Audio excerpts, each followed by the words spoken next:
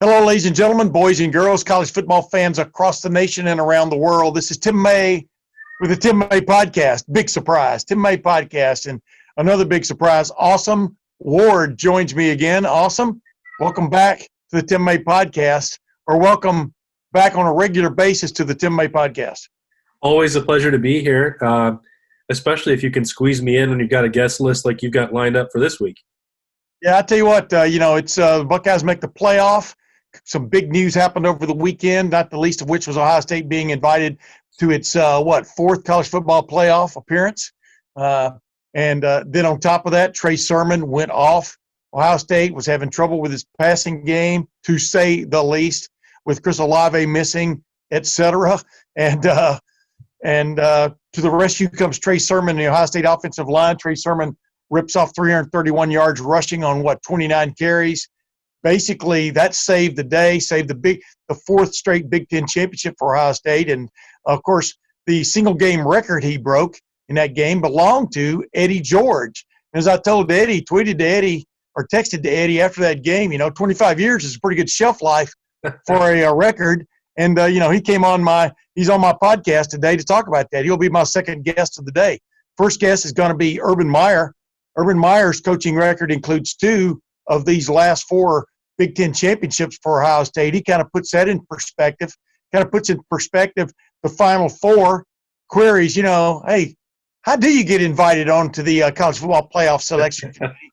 Which I really never had a straight answer for him because I'm not really sure either. I think you get a notice in the mail, right, that you've been selected, kind of like jury duty. Yeah, you have to appear in Grapevine every week. Yeah, and then he sizes up also the Clemson-Ohio State matchup, and I'll give away one part right now.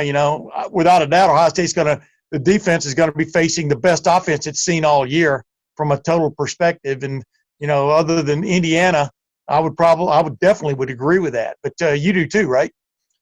Yeah, this is the one, look, we're at that point. There's no overhyping this matchup. If there are three powerhouse programs, which we've talked about before, and we talked about on Sunday when the pairings came out, this is one of the actual true talent equated games.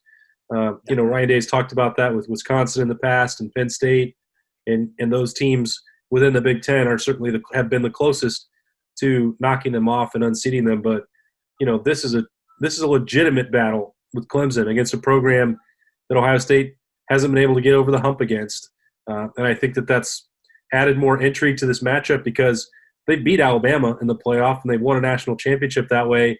Clemson is still just looming out there as this, target that it's never been able to hit, and you have to be at your best if you're going to do it.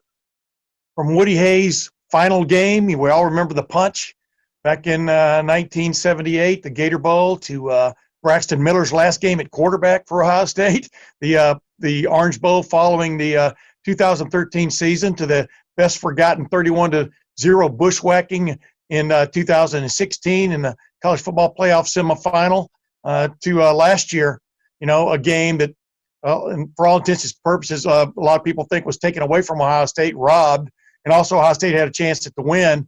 And it's very interesting that we fully expect Chris Olave to be back ready for this game after missing the Big Ten championship game. We do understand with COVID-19 positive test, Ryan Day's all but said that, but the bottom line is what a time for him to come back, because he remembers that final offensive play like everybody else does when he slipped down trying to cut back and broke off his route, and Justin Fields threw what was a perfect post cut that in essence was intercepted by Nolan Turner. It's pretty interesting. Nolan Turner's going to have to miss the first half of this game because of a inadvertent whatever you want to call it, head bump in Clemson's ACC championship game win over Notre Dame. But a lot of things going on, a lot of pieces into this game. We're going to get more into the real intricate parts of the pieces of this game next week, Awesome. But it is cool to have Urban Meyer come on from time to time to kind of put things in perspective. Obviously he's what would you call him? More the founder than the host of the Thursday night weekend kickoff shows, right? Here on LettermenRow.com. He's like the CEO of that show, producer, but doesn't have to meddle with every single detail. It just wouldn't exist without him. Yeah. Maybe you would want him there every week, if you know what I'm saying, because he is a stickler, that's for sure. But, it's really funny to have him come on. And then after that, you and I will have a little interlude, and we'll talk about my interview with Eddie George. But, ladies and gentlemen, without further ado, here's Urban Meyer talking about, did the college football playoff get it right? Is Ohio State headed into its toughest test of the year? I mean, you know the answer to that. And a few more subjects. And I'd like to welcome back in Urban Meyer to the Tim May podcast. Urban, thanks for joining me again, my man. Good to see you, Tim. Yeah, nice seeing you, brother. I wanted to ask you straight up, did the College Football Playoff Committee get it right? I think they did. That's a 4 I had. And, Tim, I keep asking, no one seems to answer, but what's the criteria to get on the committee? How much film experience have you had to get on the committee? But no one wants to. Maybe that's not interesting to people. It is to me, and I don't know what it is. And they're all great people. I'm not saying that. I'm just, you got a pretty big decision to make there, and in this kind of year, it really does come down to look test. And so the committee had to say in their mind that Notre Dame was a better looking team and a better football team than Texas A&M and Cincinnati. And I'm just curious how that went about. Yeah. As I asked Dabo Sweeney yesterday in one of the Zoom videos we got to do, I said, he kind of went with the blue bloods, kind of like took themselves out of, and I would call Clemson among the blue bloods now, the nouveau blue, but when you step back, it is a pretty intriguing Final Four. You agree, though, don't you? From a standpoint of football tradition, history, and accomplishments this year. Oh, sure. But I've always believed the inequity of scheduling is something that people don't look at enough. There's once the committee jumped us 2 spots in 14, and then 2 years in a row we didn't make it. Yeah. And I maybe thought we should, and I just how they come up. I'm just really intrigued by it.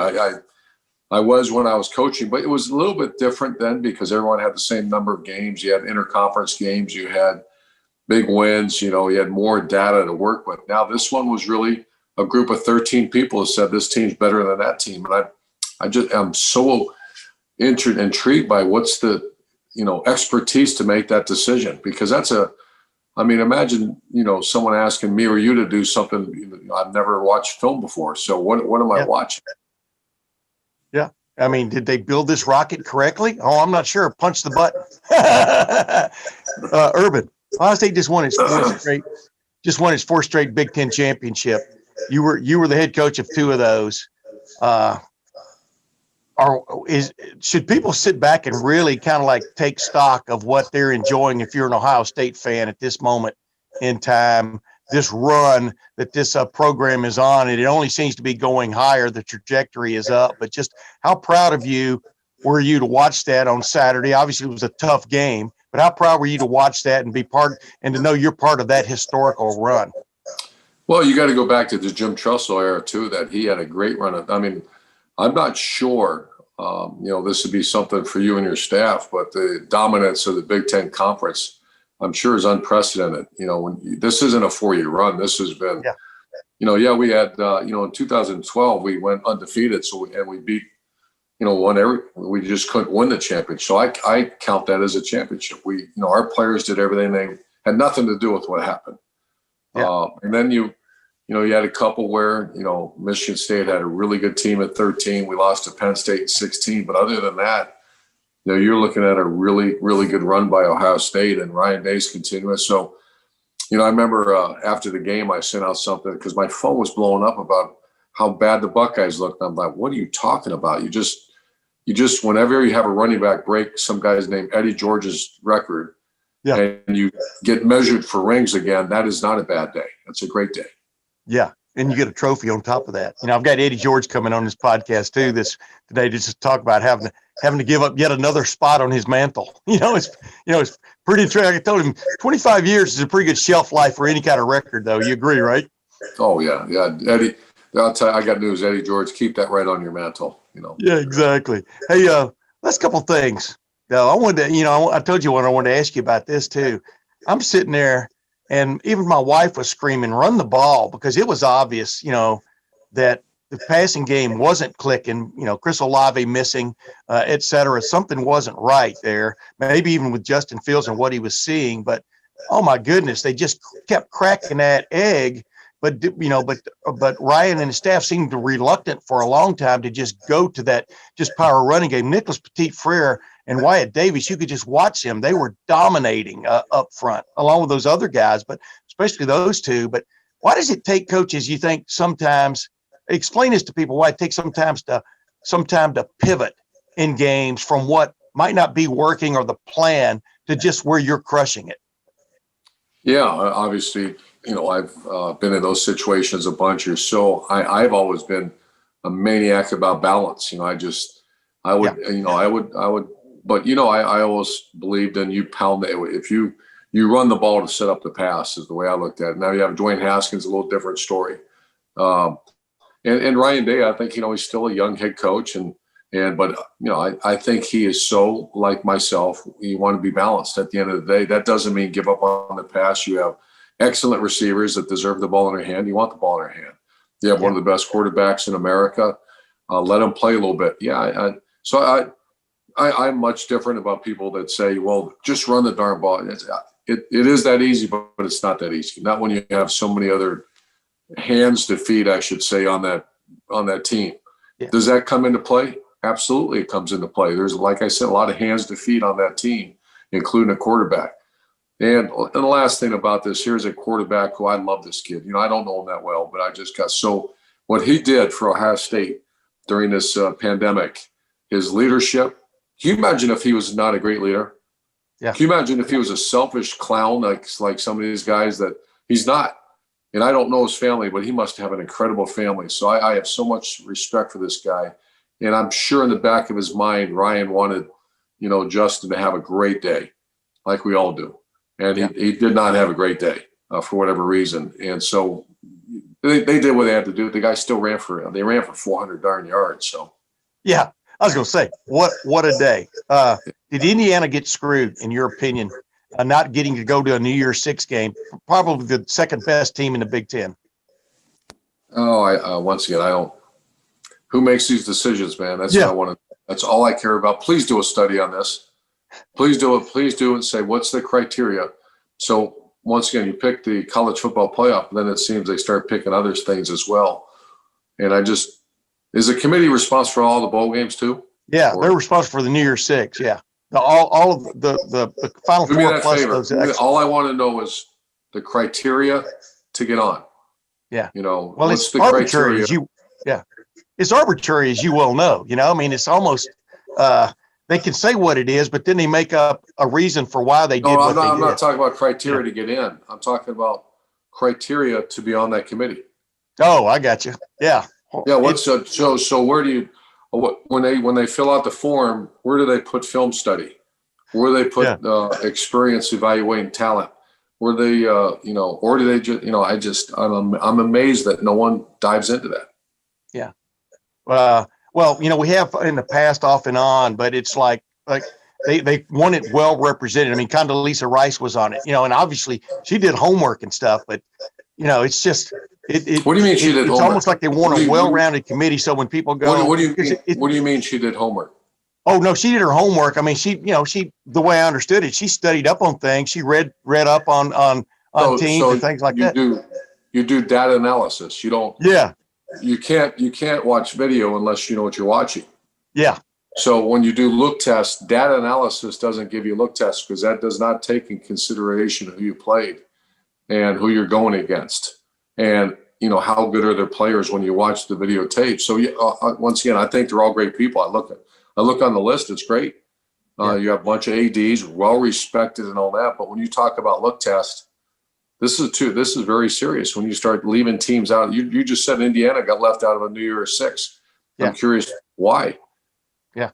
Yeah. No. Yeah. I mean, there's no one's giving a real answer for that. Hey, real quick though, that's what's interesting to me though, is everybody was so fast and hot to trot to get rid of the polls and then move on from the BCS.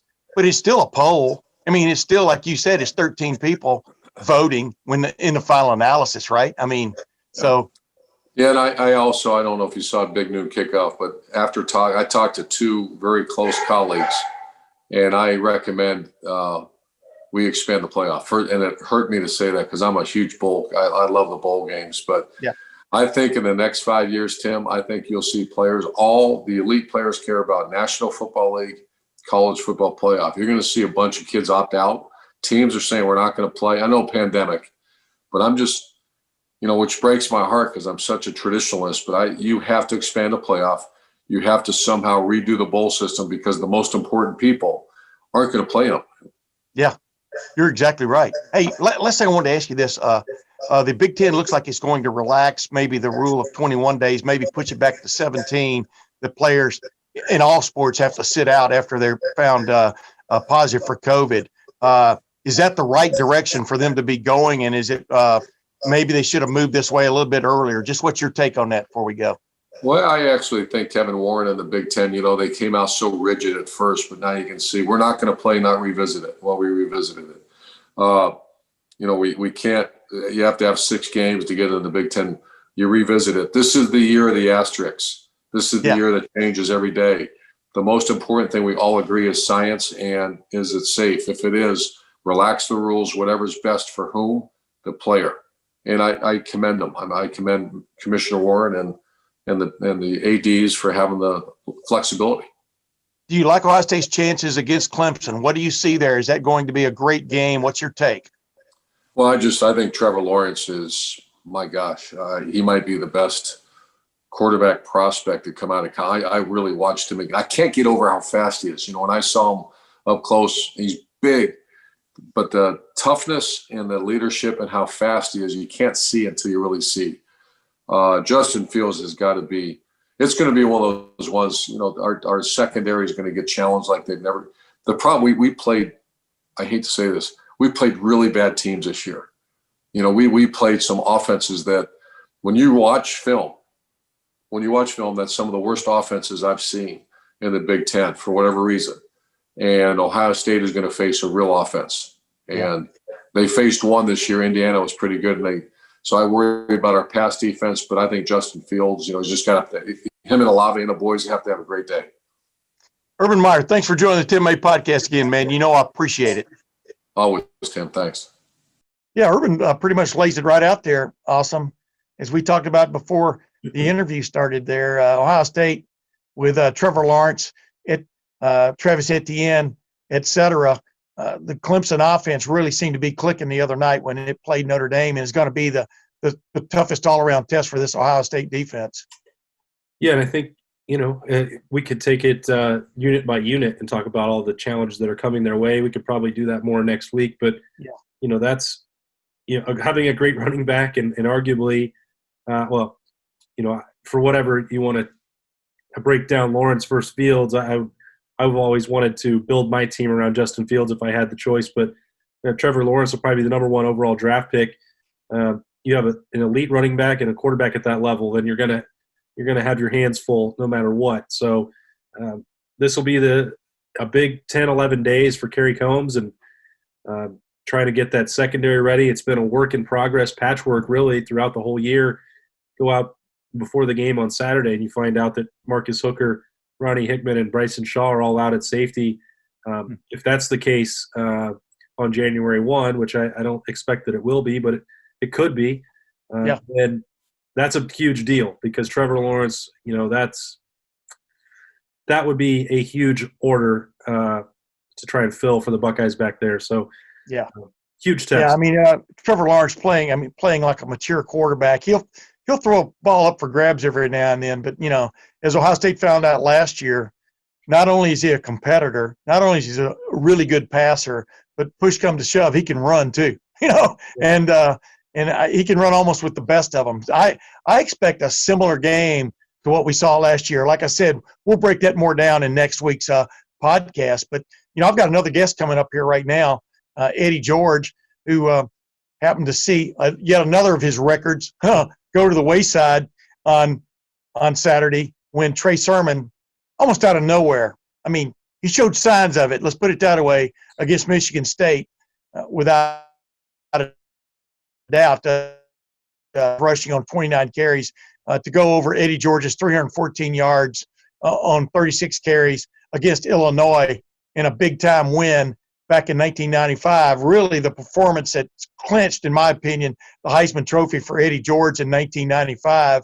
I caught up with him again, and just to talk about that and talk about sort of like what it's like to be in that zone, for an offense to be in that zone running the ball. You know, even Saturday, right? It was awesome to watch that. Yeah, I mean, I wasn't around to cover Eddie's incredible record-setting performance. So this, I've never seen anything quite like it from a running back in my entire career. I mean, 331 yards. And I think back, Tim, to what would have happened if they had adjusted the offensive play calling earlier. Because even then it was, the first half, I think he was at, 6 or 7 yards a carry. He was having a good game. And you're like, all right, well, why aren't they sticking with that? And I understand that a lot of things are going on. Ryan Day wanted to accomplish some things in the passing game. They had those trick plays built in. Maybe they were just overthinking it early, but, imagine he still wound up with plenty of rushing attempts. I'm not saying that he didn't, but, 10 more. What could he have done? Because he was having the same success in the first half that he did in the second half, and Northwestern had no answer for it. I think they came in with a plan where they didn't want Justin Fields to beat them with his arm. Yeah. And it took like Ryan Day and Kevin Wilson a half to be like, all right, well, I guess then we'll just run right down your throat until we're out of here. Yeah, you heard Urban just a while ago talk about that. I mean, in the sense you always want to go in and try to be balanced. You don't want to put that much pressure on one part of your game or the other.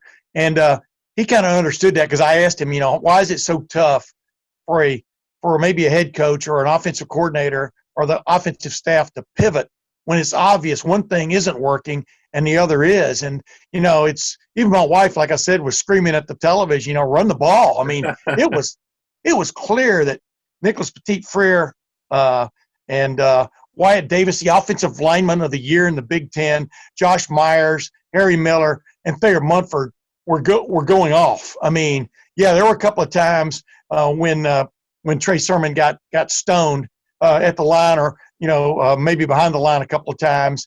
But oh my goodness, I mean, there were places to go. He had 196 yards after contact. He was truly lit.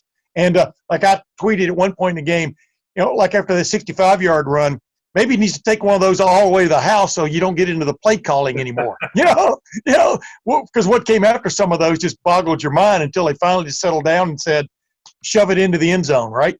Exactly. And, I'll say this, because if I'm going to be critical, it also should be fair that I've never done what they've had to do in terms of game planning and calling plays.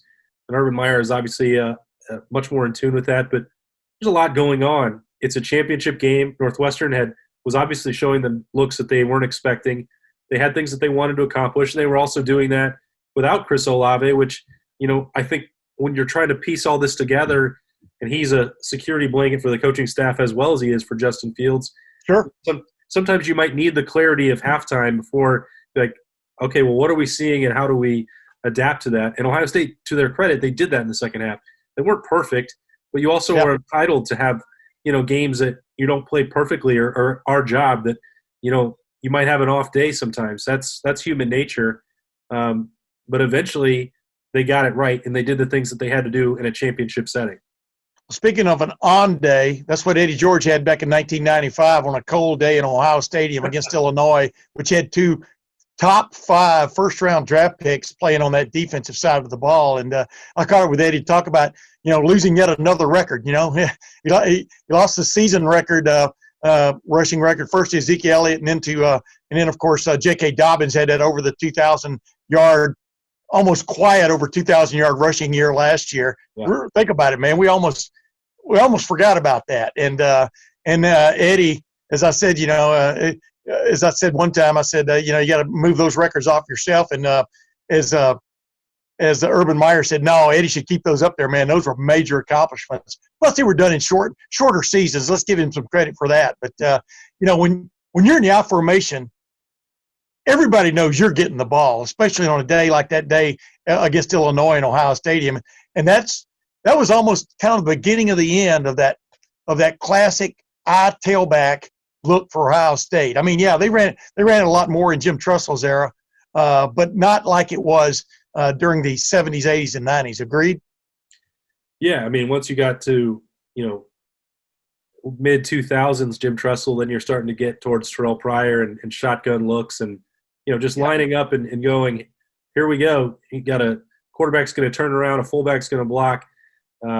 Eddie, go do your thing. Those days, those are long gone really from college football, and especially at Ohio State.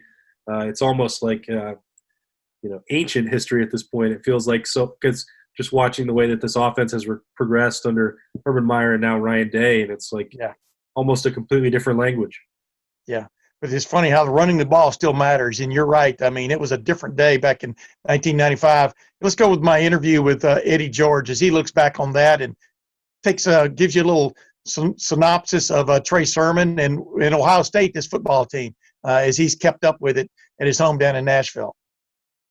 And as promised, ladies and gentlemen, former Ohio State single-game rushing record holder, Eddie George joins the Tim May podcast. Eddie, thanks for joining me again, man. And I would think Saturday was sort of bittersweet because the Buckeyes won another Big Ten championship. You got to understand, I think you were traveling at the time, but you got to understand Trey Sermon was going off, but who knew he was going to go off like that? But what's it like to, as I told you, as I texted to you, 25 years is a pretty good shelf life on any record anymore, right? But hey, you know what? I'll take it, especially in this day and age with wide open offenses. You've seen a couple guys go over the 400-yard mark. So at some point, you almost figured that it was going to happen. But 25 years is a hell of a run.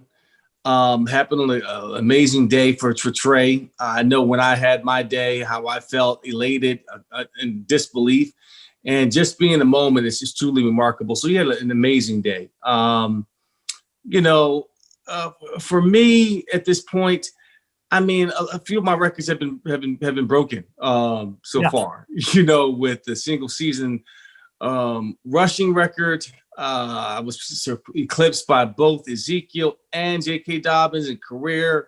Yeah. So that was the last one, and hey, I don't have to worry about it anymore. I still posted 314, and it'll forever be etched in Ohio State history, just not number one, and that's okay.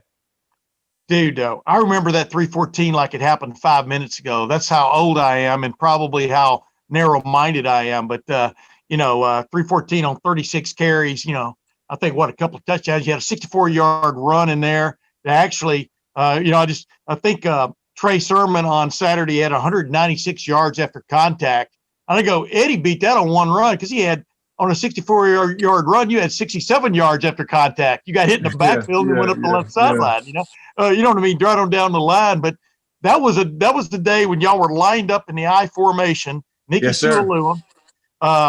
It was like you had this big hit me sign on your back because you were going to get the ball. Like Trey Sermon on Saturday, Terry Glenn was missing in that game, I do believe, because he's gotten hurt the week before, I think, at Minnesota. Of course, Ohio State was missing Chris Olave, and their passing game just went down the toilet on Saturday. But without him, and Justin had some problems against that defense, Justin Fields did. But there were a lot of similarities, except for the fact that you were the weapon that day. What was it like, Eddie? And Trey went through this too a little bit on Saturday, but you knew that Illinois knew that you were the guy, and yet y'all just kept throwing you at them and stuff. What did you summon that day that you remember? Well, I knew when we came into the game, given our history with Illinois, they boasted one of the top-ranked defenses versus the run. They had two first-round picks, top 5 picks on their defense, and they prided themselves in stopping the run. Yeah. And they knew it was going to be, we call in practice 9-on-7. And that means there was not going to be a passing game. It's going to be for grown men only in between the tackles, mano-a-mano. And Illinois, you know my history with Illinois. I had the fumbles my freshman year. They had our number, for the most part. They came in saying they had a lease on Ohio Stadium, very confident. We were ranked number 2 in the country at the time, so we felt disrespected. So we came in there with our business, and we knew it was going to be physical, and we knew it was going to be for 60 minutes. So my mindset was just on punishing, but that was it, was to punish whoever was in front of me with the white jersey on, and to let them know it was going to be like that for 60 minutes, because that's how they played the game. Was there a time in that game? I don't think I've ever even asked you this. My 2 abiding memories about that game were, number one, that the big run. I thought that was just, you didn't lose your shoe. That's the only thing you missed out on. Like Keith did against Illinois back in 1984, 274 yards. That was the record at one point until you came along. 5 touchdowns. Boy, what a game that was. Well, was there a point in that game where you felt, no, I'm not going to throw it this far, but almost not superhuman, but you know what I mean? That this was your day. I mean, it was rocking and rolling for you. I mean, what is that feeling like for a running back? It was extremely cold that day. And the only time I felt the cold was after the game. It was like I could anticipate, I could see everything slowed down. And I mean, it certainly helped that Orlando Pace and Ricky Dudley and Jamie Sumner and Juan Porter and the rest of our offensive line, Golston. I'm missing somebody else too. Yeah, I'm trying to remember. Yeah. Daniels. Yeah. Yes, Lee Daniels. So not Lee. LaShawn Daniels. LaShawn Daniels. Yeah. Yeah. Think about it. Well, you forgot because this kid went to Iowa, but go ahead now. Yeah, exactly. So for me, it was just playing with them and knowing that, man, we were not going to be denied, and they were going to eat iron fist all day long. And we felt like at any point in time, Illinois was known for a play defensively to flip the game and change the momentum of the game. So we had to keep the pressure on them. Yeah. And we could not let up and not give into the fact that, hey, we got them on the back of their heels. This game is over, so we can now relax. You cannot relax against that type of defense because they were notorious for flipping games with their defensive play and getting a turnover here or there. But was there, like I said, though, was there a point in that game when you felt different? Felt, I don't know. Like I said, super. I mean, were you just what? I have to be honest with you, Tim. It was the beginning of the week. It was like maybe that Wednesday or Thursday before the game that I left practice and I went to my class and I felt this burst of energy. Wow. I was like, God, I just feel this energy, like something big is going to happen. I couldn't put my finger on it. I couldn't verbalize it. I just felt it. And it was so overwhelming, this emotion, this energy, that I couldn't sit in class for but 10 minutes. I said, I had to go. I was get the notes later on. I had to go think. I had to walk. And I put my headphones on. It was snowing that day. I just walked back to my apartment just to burn off that energy. And I kind of felt then it was something big was going to happen. And then that day, getting ready for the game, I was doing my routine, got in the hot tub, and I felt these lips kiss my forehead. And it was my high school coach, Nicky Sullivan. And all he said was, "Have a good day, son." And I said, I knew it was going to be special then. I just didn't know in what capacity. So I guess it was the spirit leading me all the way up that week to that day, the course of the game, that something was going to happen. I was just in another world. I was in a completely different world. Did you ever have that feeling before or since? Other than taking the stage as Othello? Go ahead now. You know what? Honestly, I haven't. I experienced it again when I played in the NFL, but not to that magnitude because so much went into that game and the history, and my own personal demons were being exercised that day, and it came in full circle. So it was a lot deeper than that for me. Did you leave the field that one of my endearing, I've told you this before, one of my enduring memories of that game also. And we got a picture of it. Was you standing on the bench? Whose house is this? Whose house is this? Waving your towel at the end. You left no doubt, right? How great did that feel to stand there and do that? And man, it felt incredible. Illinois was y'all's real Achilles, when you think about it. It was. And again, it came in saying that, it was their house, and we didn't take kindly to those words. And that was me putting a stake in the ground. Like that's it. Now grand finale, and it was a long time coming for me. Did you look back on it now? Did you sense leaving the field that day? You were aware of the Heisman hype that was going on. Mm-hmm. You had maybe you had Ohio State's greatest left tackle of all time blocking for you and stuff. I mean, you had Terry Glenn on that team, Bobby Hoying, all these great players were on that team. Vrabel on the other side, Finkus, Luke Fickell, and all that stuff. But did you sense leaving the field that day, hey, you know what? I may have just clinched this thing, man. I mean, because everybody was, even Musburger was talking about it on the telecast, Heisman moment, et cetera. Did you sense you were at least the front runner for it leaving the field that day? Well, going into that game, I remember that week, Kirk Herbstreit was on the radio when he worked at the radio station, got on the air and said, Tommy Frazier is the front runner. Danny Warfel right there, and the only other person, maybe Eddie George and Darnell Autry. Yeah. Says only if Eddie George can win it, he's going to have to do something ridiculous, like average, 178-yard game. I was like, I felt some type of way behind that, but after the game, I didn't think about it. I was like, hey, maybe, I don't know. I mean, because it was tough to really figure out who did what during the course. And the thing about winning the Heisman or being up for it, you can't go out and win it.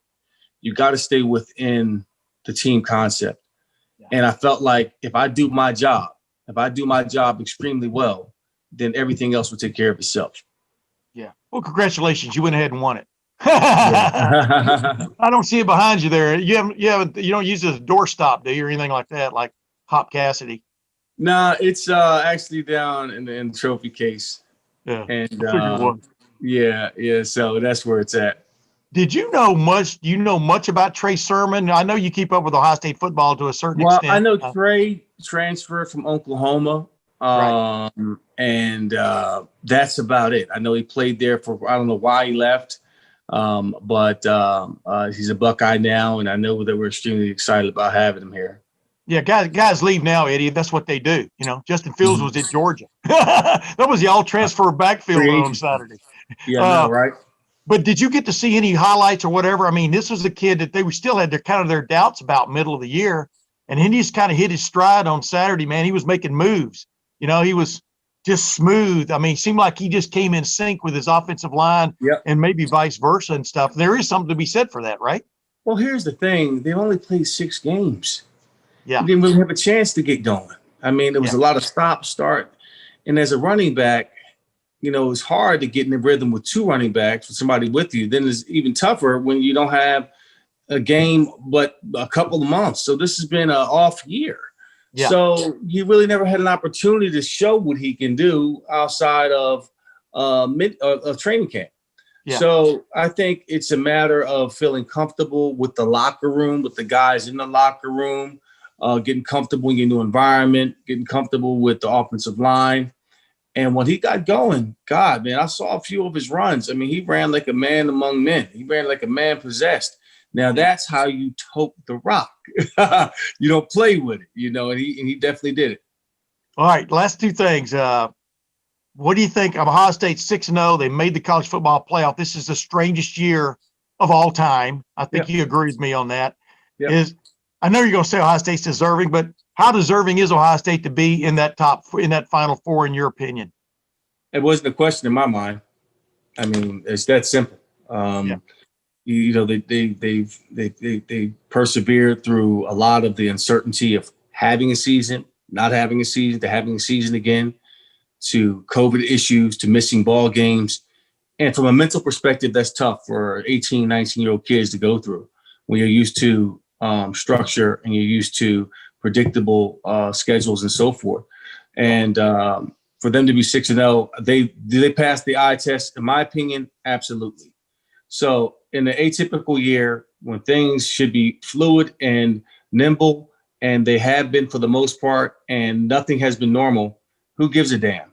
They should be in the top 3, period. So, I mean, you can't tell me another team that's better. They met all the requirements. They won their 6 ball games. They won their Big Ten championship. They're in it. So now let's see if they're deserving of a national championship. You know, you happened to be in Phoenix last year like I did. You were out there for a personal appearance and stuff. I remember, matter of fact, I saw you at Top Golf one night. Remember? Walked up behind you and said, I've seen better swings on a playground. No, I'm just messing with you. But I did say that. But you and I both were on the same red eye coming back and stuff. That was a tough – they felt like the game was taken from them. There also was a chance for them to win that game, but now they're matched up against that same team. Not exactly, obviously, that same team. Neither one of these two are exactly the same teams. But my last question to you is, how much can revenge, maybe, I don't know if that's the right word, motivate a team in a situation like this, going against Clemson for a second straight year, college football playoff semifinals? How much do you think that'll play into this? I think it's going to play a major factor into it. Those guys were hurting from that. I think they've been thinking about that game since last season. There's definitely motivation going into this year. That game could have easily turned Ohio State's way, you know, if it weren't for a couple of key calls, the interception, a missed opportunity here or there. It was a fantastic ball game through and through. So I think Ohio State, they're seething at the bit to get, you know, some type of revenge, but not just revenge, but beat a team that's hot, and they're extremely well coached, and they've been there. They have a championship pedigree.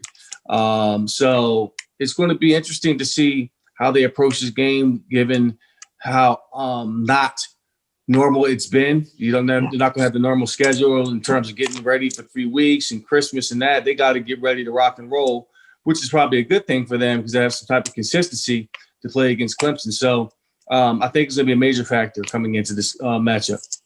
Ladies and gentlemen, Eddie George, actor, entrepreneur, former running back of repute, right, Eddie? Yes, sir. Sum that up pretty well. Huh? Hey, thank you, Tim. Appreciate you joining the Tim May podcast again, man. You know, you're one of my favorites all time. Maybe my favorite all time if I had to actually vote. Well, thank you, brother. I appreciate you, man. Oh, yeah, man. See you down the line. Merry Christmas. Merry Christmas, brother. Hey, man, it's always a pleasure having, as I told him there at the end of the interview, he is probably my favorite. He and Orlando Pace are 1 and 1A, or maybe 1A and 1B, whatever you want to call them. Two of my favorite players of all time, and now you know why. I mean, Eddie, you know, with a lot of things, I've told him I need to become his agent as an actor because I don't understand why The Rock has got such a big career, you know, from a movie standpoint, and Eddie still does. You know, he's done Othello, he's done all these really stretch your limits kind of roles, et cetera, Chicago, but Eddie should be an action figure somewhere, you know. And but I really appreciate Eddie George coming on the show. Right? Awesome. He's always looked the part. I hadn't really ever thought about why, you know, The Rock getting these roles that might slip to Eddie George. I think he's never really called the spotlight onto himself the same way that The Rock did for so many years, standing in that WWE ring and, you know, working crowds. I think that probably gave him a head start because Eddie, to me, you know, from an outside and not knowing him as well as you do, is like a more of a quiet, reserved guy that, you know, the complete opposite of The Rock. That, you know, he was comfortable, of course, like being the guy for Ohio State and thriving, but it didn't really want to talk to you and tell you about it. So that pro wrestling background, you know, it wouldn't have suited him, I don't think, as well as it would have Dwayne Johnson. Yeah, I wouldn't call Eddie super quiet, but you're exactly right. He wasn't so much beating his chest, but Eddie never shied away from the spotlight. Let's put it that way. And the way, like I said, he stepped in and done these Broadway shows and things like that just shows how far he wants to stretch himself, you know, in his life. Quite the Renaissance man in all kinds of ways. But real quick before we go, awesome. It's going to be a strange situation in the Sugar Bowl. I mean, you could really have seen that being, if it wasn't a COVID-19 year, half and half, at least from a fan base standpoint, maybe more, because these Ohio State fans, you can sense they're champing at the bit to get back into a screaming match with Clemson, et cetera. But, it's really going to be weird to have only, 4, 5, 8,000, maybe not even that many fans in the stands, right, for a college football playoff semi. Yeah, I think it's going to be 3,000. And, you think if every player gets 6 tickets and coaching staff, so what Ohio State's allotment would be maybe 750 or 1,000. Watching the secondary ticket market is going to be absolutely wild because Ohio State fans, and I would bet that they snap up almost all of them. Their fan base has been able to go to some games this year, just for one. And we've seen in some other semifinal matchups for them that they've almost turned this into a birthright in their mind. And I'm only going to save money for the national championship game. Ohio State fans have wanted desperately this rematch. We all know, you talked about it at the start of the show, Tim, that what was taken away from them. Within the program, we know what that means to them, but even to the fan base, I mean, they've had to sit there, deal with another loss to a program and a coach who they've really grown to hate. Didn't get to go to any games all year. I think that they would, they've all got money saved up that they would have spent to go to the Horseshoe or go to Indianapolis. We understand why that cap is where it is. It's a little bit weird that it's, go over one state and there's going to be 30,000. I don't know. There's been 30,000 people at Cowboys games. Maybe it'll be 16,000 or so in Dallas. But, that would have been a New Orleans takeover by Ohio State, and it would have been pretty cool to watch and see. Absolutely. And you just brought it up about Dabo Swinney. I mean, not only did he campaign that Ohio State, or a team that only played that many games, probably shouldn't be in consideration for the college football playoff. Oh, my goodness. He voted Ohio State 11th, number 11, 1-1 in his final. Well, I don't know if the final would come later, but his post-regular season coaches a poll ballot. Crazy. Even Tom Herman voted Ohio State number 3. You know what I'm saying? Everybody else had them at the lowest. Any other voter had them was 6th. 6th, exactly. So, wow. I mean, that's just poking. Like I said to Jim Harbaugh at the Big Ten meetings last year, if you remember, do you think it's good to be poking the bear? Now, with all that said, Dabo Swinney is 3-0 against Ohio State. So, you gotta, if you want to be the champ, as the old saying goes, you gotta beat the champ, right? And that's what this matchup clearly is all about. We saw that Bogarted video from the locker room of Ohio State of Ryan Day expressing his emotion about what's coming. And so I really, boy, you just wish everybody could be mic'd up between now and the end of that game on January the 1, late in the evening on January the 1, so you could just tune in every now and just hear what's going on, right? How would you have liked to have been DeMario McCall on Sunday evening about 5 or 6 o'clock? Like, who's calling me? Whoops. For those of you who have wondered why I've talked about maybe the decision-making and why some player doesn't factor in, think about how much the coaching staff might trust those people and then extrapolate from there and make your own conclusions. But he was he was being caught. He was caught up in the moment, too. You can hear him in the background. So at least the message was getting through. I like how you could see people saying, like, hey, man, you probably need to turn this off. Yeah. Well, maybe he thought he did. But then that doesn't explain the next part, Posting's always the key, and something like that. Hey, awesome. We're going to be back next week, man, to chop this up a little bit more. And I'm going to hopefully have a fella who the last time Ohio State played in the Sugar Bowl in a playoff game, this guy came up huge. Evan Spencer, one of our friends of Lettermen Row, et cetera. We're going to try to have him on next week along with you and I, chopping up this game that promises to be memorable one way or the other, right? Yeah, and look, you could make an incredibly long list of guys who stepped up and delivered in that 2014 Sugar Bowl to make it so incredible. Evan Spencer, the list is long for what he did with the throw, the block on the 85-yard run by Zeke, covering the onside kick. I mean, he did things that you go through that game, and that's why, your first guest today, Urban Meyer, we used to talk about make sure your program has an Evan Spencer, a glue guy who will do whatever you need. That mantle became Terry McLaurin, and, on down the road, Chris Olave now maybe fits that bill doing special team stuff. But, yeah, I mean, that'll be really cool to get more memories of that 2014 game, that last trip to New Orleans for the Buckeyes. That was a special, special night. And also, like you touched on, this is a game where everybody has to step up. You have to step up. That was by far, in my opinion, Evan Spencer's greatest game from a total standpoint and a signature game for him. He had as much to do with that win as anybody else. From Cardell Jones to Devin Smith, right on down the line, this guy, Zeke Elliott, this guy stepped up in his own way and was a difference maker. And that's what Ryan Day is going to be trying to summon his troops over the next several weeks. Hey, real quick, as we record this on a Monday, the Big Ten has not yet come out with that reducing the COVID protocol days from 21 to what I was told was going to be 17. We do anticipate that, though, right? Still 17 is my expectation. That would be applying to all sports. So, I think the Big Ten got some pressure from playoff because that's, the college football playoff was going to take the Big Ten protocol and Ohio State needing to do that. But also, you have basketball moving forward, anything that's going to be played in the spring. They had to take a look at that because 21 was so far out of whack.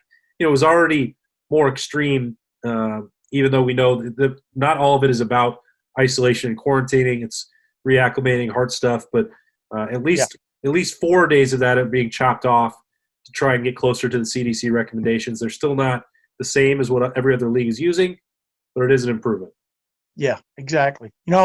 But the more you've gotten into this, man, I think it has been prudent for the most part to err on the side of caution. I mean, I really do truly believe that, and I'm not giving the Big Ten over the top kudos because where we all stand. We've had shows about that ad nauseum, but they're going to be getting this right, and they were talking about this for several weeks, the way I understand it, and because you saw some people taking shots at.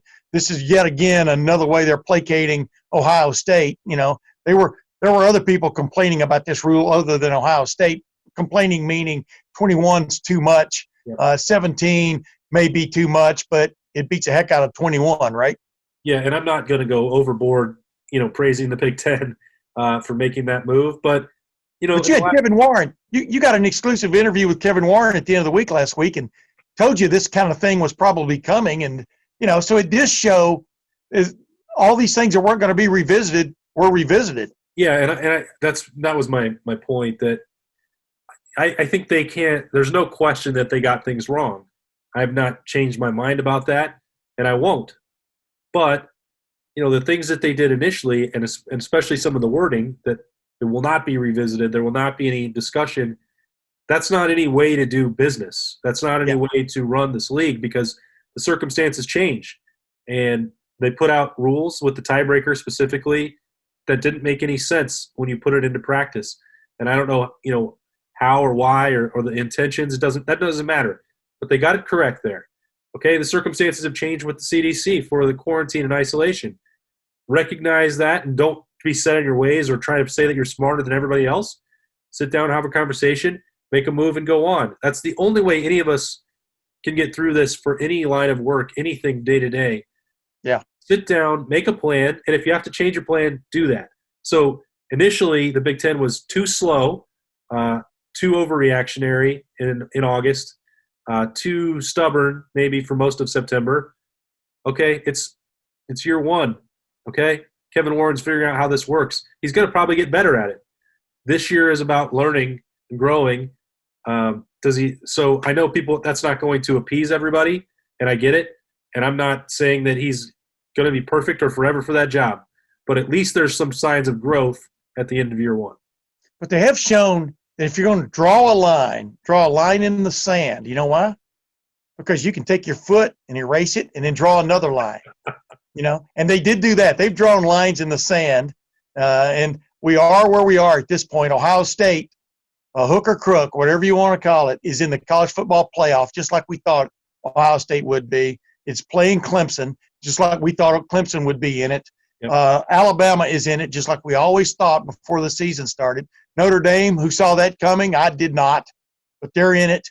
You've got, like I asked Dabo Sweeney the other day, this really is a matchup of royalty when it comes to current day and post and prehistoric. Man, I'm really screwing that up. This is a matchup of current day of big-time programs, elite programs, and the traditional programs. It's actually, in my opinion, quite compelling.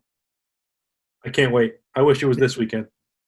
Well, we'll be back, ladies and gentlemen, to as I said, chop up the Ohio State-Clemson, what are you going to call it, rematch? Should we call it rematch? Awesome?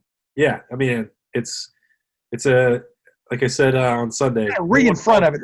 You don't want to call it the revenge tour because somebody already took that and butchered it. But this is certainly looking for some sweet revenge.